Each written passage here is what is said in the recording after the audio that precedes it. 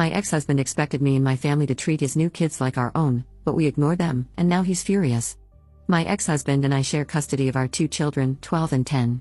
Our marriage ended in a way that caused a lot of conflict and resentment. He turned somewhat emotionally abusive when he told me he was done, and he said he found me disgusting and repulsive and that he had wanted to cheat so many times because the thought of sticking it in me made him want to puke. He'd been off for a little while prior to that, but the outburst was unexpected. It was unsettling because he brushed off his off mood as work stress, and then he just unleashed all that stuff onto me. He later confessed to cheating twice. Any hope for us to be friendly after the divorce ended with how he ended things. My family all hate him for how he spoke to me, but the kids don't know. I never wanted to drag them into this, and once he wasn't treating them the same way, I was happy they weren't mixed up in everything. After a couple of years, my ex-husband tried to act like nothing bad had gone down, but I put some firm boundaries in place.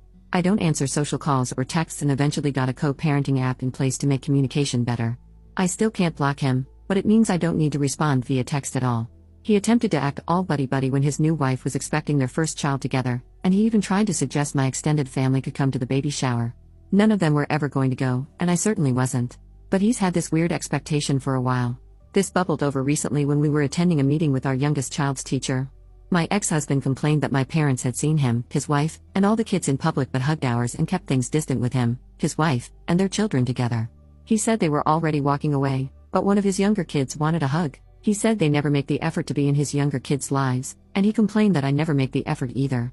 He said we're all one family in some way or another. This is where I might have been a butthole because I told him his newest children are nothing to me and my extended family. That yes, they are the half-siblings of my kids, but that I am not their aunt or their kind of mom figure or their family friend. I told him he destroyed any chance for friendship with how he treated me, and my family wasn't going to forget it either.